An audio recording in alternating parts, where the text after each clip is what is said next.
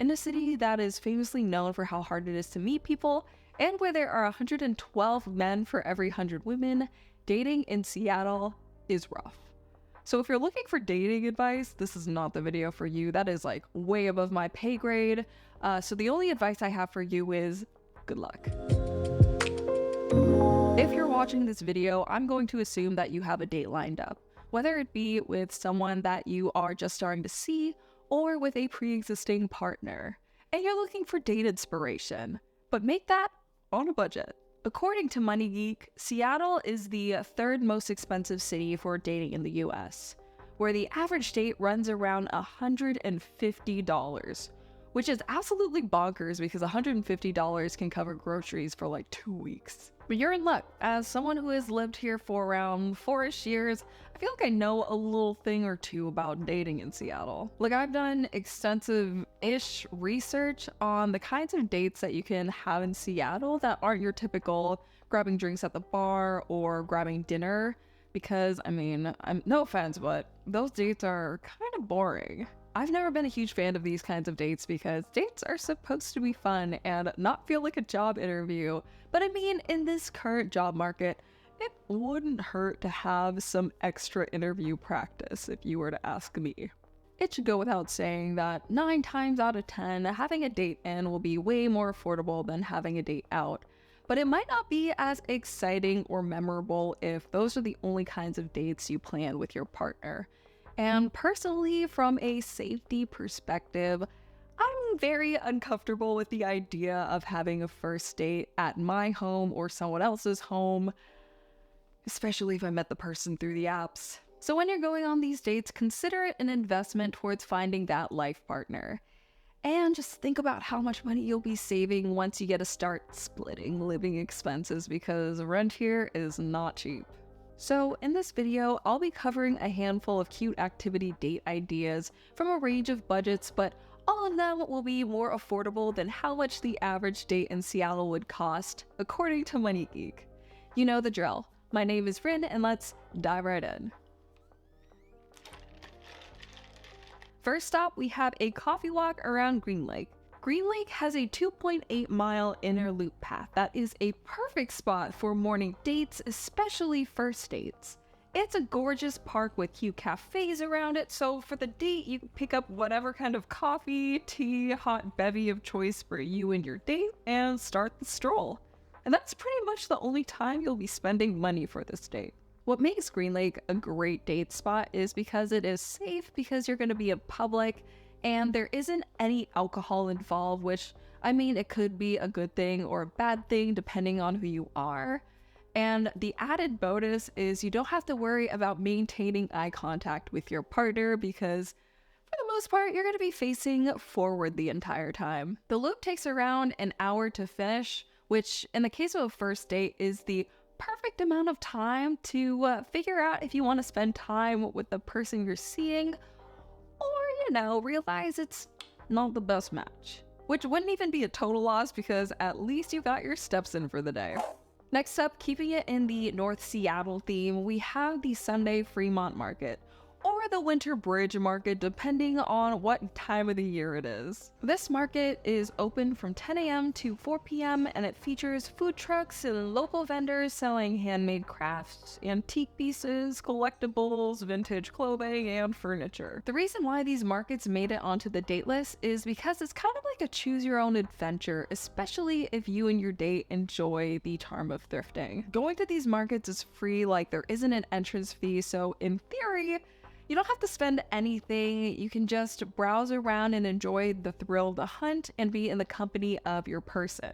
From my own experience, I feel like I learn the most about people when I'm going through old stuff with them at vintage markets or thrift stores. Like, the most randomest pieces of junk that you find in thrift stores and markets would somehow unlock stories from the deepest, darkest, dustiest parts of someone's memory.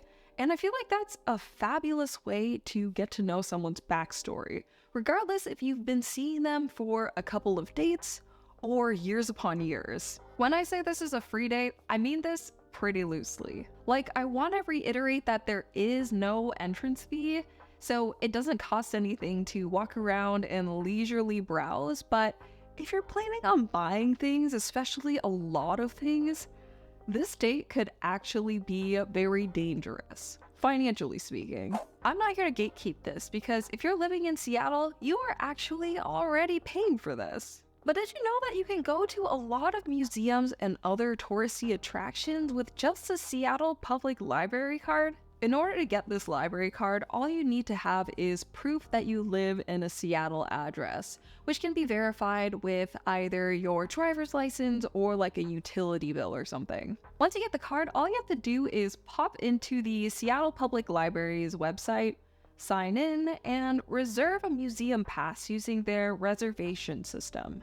I will also recommend that you put in a reservation well in advance because they only have a limited number of museum passes that they can hand out on certain days. When I took a look at their reservation page, I felt like there was a decent amount of options available for museums and attractions. In theory, this hack could save you and your date up to $100 worth in ticket fees if you plan accordingly. Museums are always a great option for dates because, I mean, it's like the pinnacle of activity dates, and for a whopping $0, you really can't beat that. Next up, we have So Far concerts, and now you might be wondering, what is a So Far concert and why is it any different from a regular concert? A So Far concert is a secret concert that is held in an everyday space, like a rooftop or an art gallery, and it's a lot more intimate between the performers and guests. Also, the tickets are a lot more affordable than other concerts here in Seattle, so that's always a plus.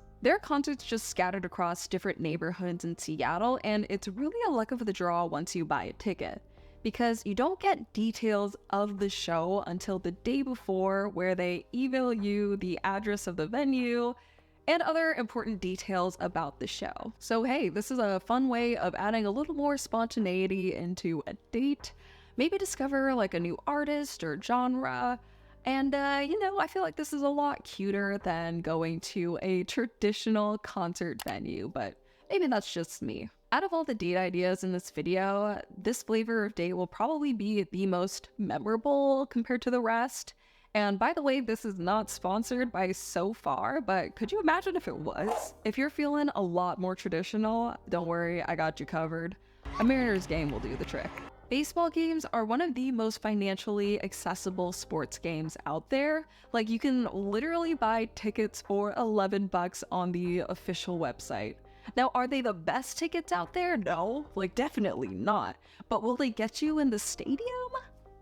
Yeah, they could do that. Even for a non-baseball fan like myself, I like going to baseball games because of how unserious the environment is. It's not like a go sport like soccer or basketball. It's very chill and relaxed. Like, there might be an interesting play every 15 minutes or so, but between every 15 minutes, that's like the perfect opportunity to have conversation. And the word on the street is the Mariners have the cheapest beer in all of the MLB, which is bizarre considering their home stadium is located in Seattle, which is considered one of the highest cost of living cities in the US. To put it into perspective, in 2023, the most expensive beer can be found at a Los Angeles Dodgers game, where a beer would cost 99 cents an ounce. However, at a Mariners game, a beer can run around 33 cents an ounce, which is only a third of what is being charged at Dodgers games. It's through their Value Beers program, which offers a decent variety of beers from local and national brands found at various locations around the ballpark. They've also introduced a value menu, which consists of a bunch of different items that are priced $4 and under, which makes it a viable option to eat at the stadium. I'm gonna be honest with you, if the goal is to not come off as broke, maybe just stick to the beers, and after the game, you can just take the light rail to Capitol Hill and enjoy a burger at Richard's Burgers. And with that, I'll end the video. If you enjoyed this video, please consider giving this video a big thumbs up. It's free and you really have nothing to lose. Also, consider subscribing if you want to see more Seattle-based content like this in the future. Plus, drop a comment down below letting me know your favorite go-to budget date in Seattle. I'd love to add that to my arsenal. Anyways, thank you so much for watching. Toodles!